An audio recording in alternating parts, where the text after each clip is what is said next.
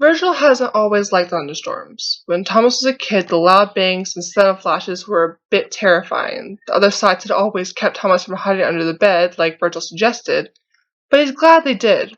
Virgil now loved thunderstorms. The rain was calming and the lightning was beautiful to watch. Even the actual thunder gave Virgil a giddy feeling. So when dark clouds started to form above Thomas's house, Virgil opened his bedroom window, not really caring about letting the heat out or the rain in, and watched beginnings of the storm pitter on the trees outside. It wasn't long before the first crash of thunder was heard overhead, but it was overlapped by a sudden yelp of fear from the next room over. It was quickly followed by something heavy hitting the floor and a lot of movements before the beginning of a Disney movie was being played, loud enough that Virgil was sure even Thomas could hear it. Virgil stood at the wall where the sound was coming from in surprise. He had heard similar things from Roman's room before. Roman often fell out of bed reenacting some character or getting too into a song, and Roman often forgot about volume control when it came to his favorite movies. But the yelp of fear was something new. Virgil knew Roman wasn't always as fearless as he made himself out to be, but he was still quite brave, and Virgil didn't remember any time when thunder had bothered Roman before. But then again, thinking about it, Virgil doesn't remember seeing Roman during any thunderstorm. Virgil hesitantly closed the window, shoving his phone in his pocket. He made his way over to Roman's room and knocked on the door. "Who is it?" Roman sang through the door, but Virgil heard the fear in the beginning of Roman's question. "It's Virgil. Can I come in?" he asked, trying to mask his concern. "Why do you wish to see me?" Roman still did not answer the door. Virgil rolled his eyes, believing the reason to be obvious, but before he could answer, another round of thunder started, and Roman's scared whimper could be heard from where Virgil stood.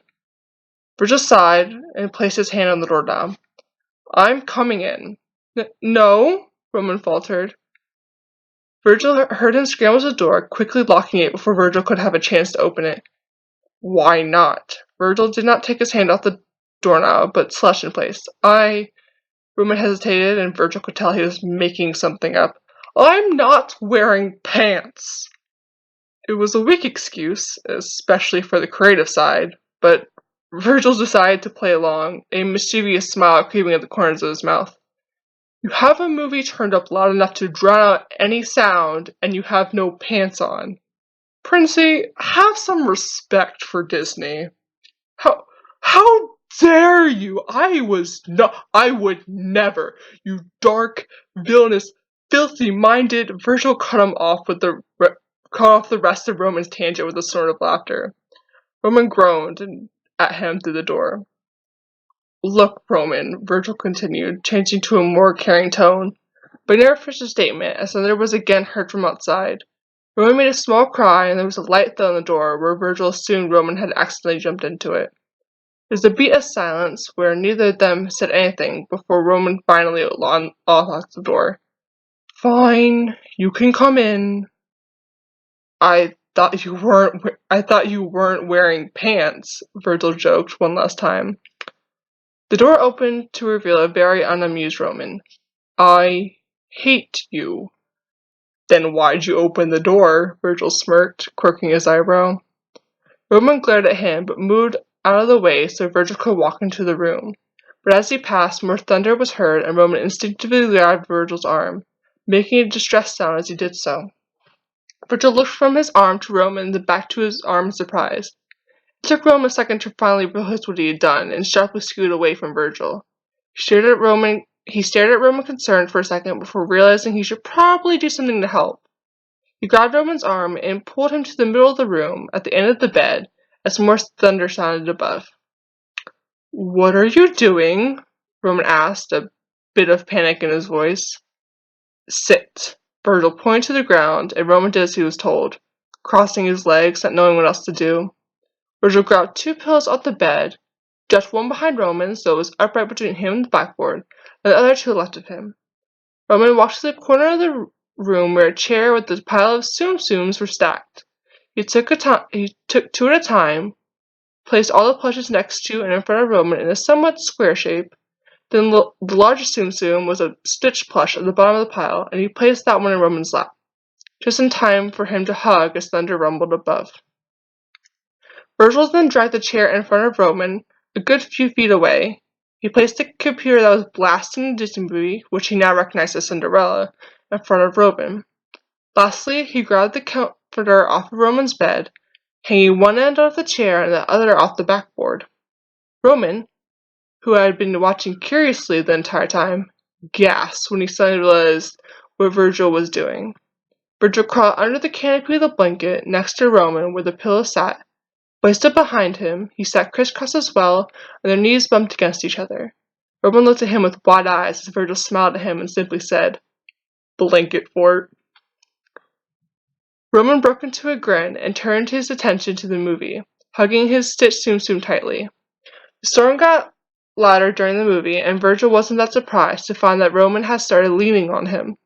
There was a time when the thunder had sounded non-stop for 3 long minutes.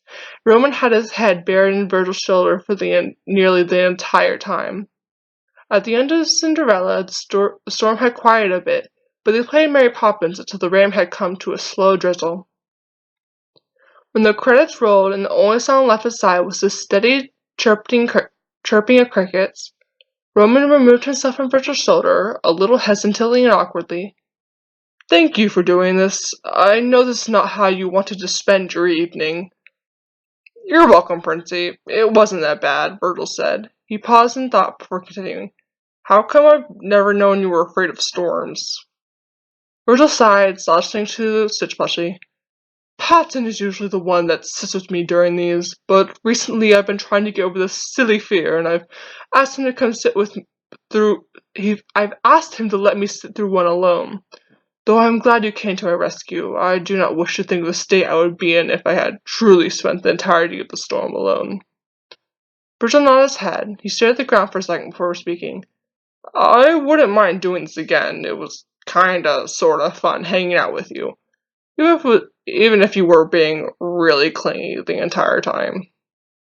"Well, I guess I didn't have a horrible time with you either. I do think it may be enjoyable if we did do this again, preferably when I'm not in a terrified state." "Good. Okay." Virgil looked up and noticed the time in the corner of the laptop. "It's getting late." Virgil crawled out of the blanket fort. He stood and walked over to the door, Roman following. "I'll see you tomorrow?" Virgil smiled at him. "Yes, I believe you will." Virgil smiled back as he left the room, closing the door on his way out. Roman might not like thunderstorms, but Virgil loved every second of them.